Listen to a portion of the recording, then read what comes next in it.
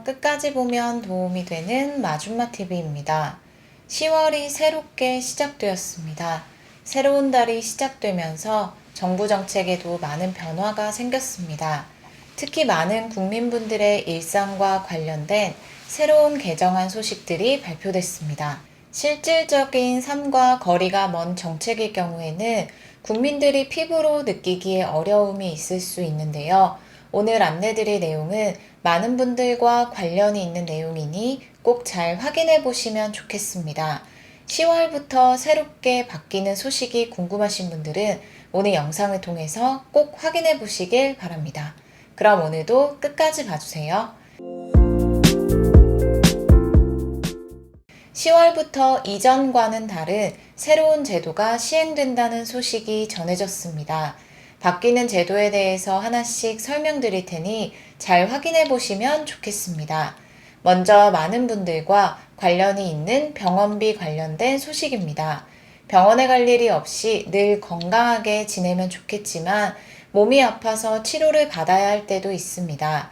그럴 때 병원에 가서 필요한 검사를 하거나 처방을 받아 약을 지어오곤 합니다. 그리고 수술 등의 치료가 필요할 때도 있습니다.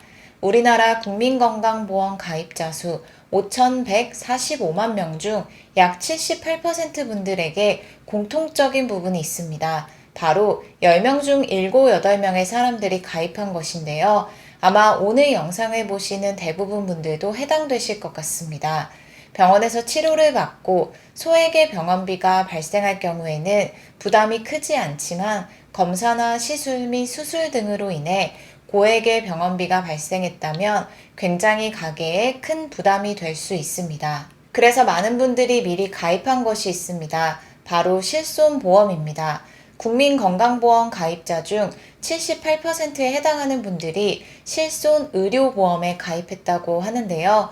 이렇게 실손보험에 가입을 한 이유는 병원 진료비, 시술비, 수술비 등 발생한 의료비 중 보험사 규정에 따라서 일정 부분을 보상받을 수 있기 때문입니다. 하지만 가입만 되어 있다고 다 보장을 해주는 것은 아닙니다.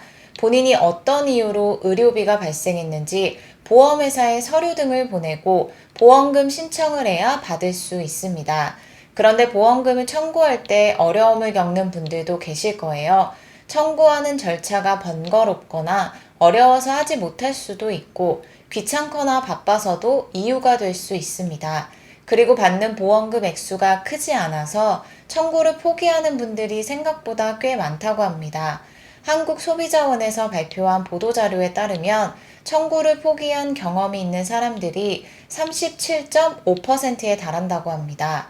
이와 관련하여 10월 25일부터 새롭게 시행되는 소식이 있습니다. 병상이 30개 이상인 중형, 대형 병원을 대상으로 먼저 시행이 되고 병상이 30개 미만인 의원급 의료기관이나 약국의 경우에는 1년 뒤인 2025년 10월 25일부터 시행될 예정입니다.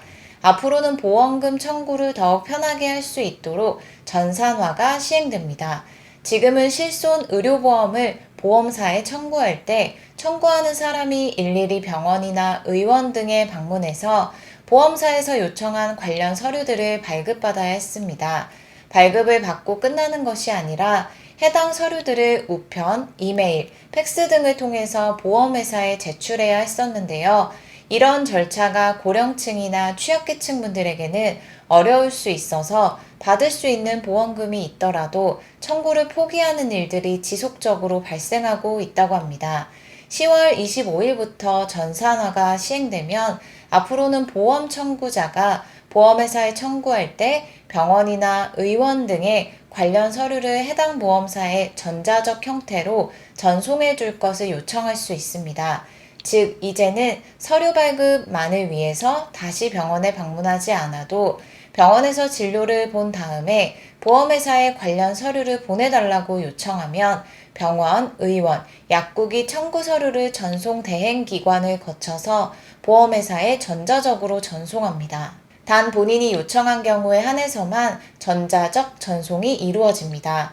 본인이 의료기관의 보험회사에 전자적 전송을 요청하지 않을 경우에는 종전과 동일한 방법으로 본인이 직접 서류를 발급받고 보험회사로 전송하면 됩니다. 그리고 10월 25일부터 바뀌는 또 다른 소식이 있습니다. 많은 분들이 신분증으로 사용하는 운전면허증입니다.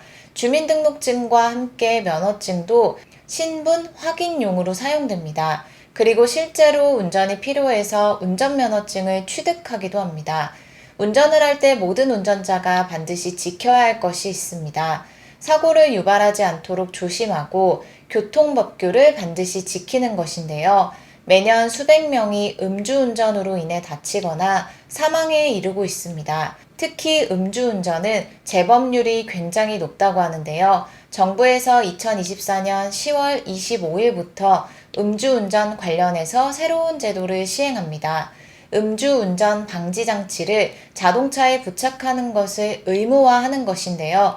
상습적으로 음주운전을 하는 운전자 차량에 음주운전 방지 장치를 부착해야 하며 설치하지 않고 운전할 경우에는 1년 이하의 징역 또는 300만 원 이하의 벌금 등 무면허 운전에 준하는 처벌을 받고 운전면허 또한 취소됩니다.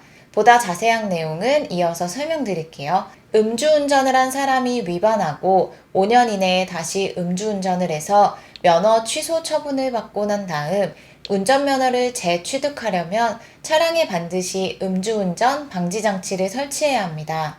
조건부 운전면허 제도가 10월 25일부터 시행되는 것입니다. 차량에 설치되는 음주운전 방지장치는 운전자의 호흡을 측정해서 알코올이 검출되지 않는 경우에만 시동이 걸리는 장치입니다. 예를 들어서 음주운전을 하고 면허가 취소된 날부터 2년 동안 운전면허를 받을 수 없던 사람이 운전면허를 다시 취득하는 경우 2년 동안 음주운전 방지장치를 부착하고 운전해야 합니다. 음주운전으로 면허를 다시 못 받는 결격기간이 종료된 후 결격기간만큼 음주운전 방지장치를 부착하고 차량을 운행해야 합니다. 만약에 음주운전 방지장치를 부착하지 않고 운전을 할 경우에는 무면허에 해당되는 징역 및 벌금 처분을 받습니다. 그리고 장치를 훼손하거나 해체 및 조작할 경우에도 3년 이하 징역 또는 3천만 원 이하 벌금에 처합니다. 또한 장착 대상자를 대신해서 다른 사람이 시동을 걸어주는 행위도 처벌이 될 수 있다는 것 꼭 기억하셔야 합니다. 음주운전 재발률이 45%에 달한다고 하는데요. 10월 25일부터 음주운전 방지장치를 차량에 부착하므로 음주운전 재범자의 음주운전을 원천적으로 차단합니다. 재범자가 음주운전 방지장치를 설치해야만 자동차를 운전할 수 있는 조건부 운전면허 제도가 시행된다고 하니 잘 알아두시면 좋겠습니다. 오늘은 10월부터 새롭게 시행되는 정부제도 관련된 소식에 대해서 살펴봤습니다. 두 가지 내용에 대해서 다뤘는데요. 많은 분들의 일상과 직접적으로 관련이 있는 내용일 수 있으니 미리 어떤 내용이 어떻게 달라지는지 잘 알고 계시면 좋을 것 같습니다. 추가적으로 하반기에 새롭게 시행되는 소식이 있으면 다시 한번 영상을 통해서 안내드릴게요. 오늘 영상도 끝까지 봐주셔서 정말 감사합니다. 구독과 좋아요, 알림 설정 꼭 부탁드립니다. 항상 건강하세요. 감사합니다.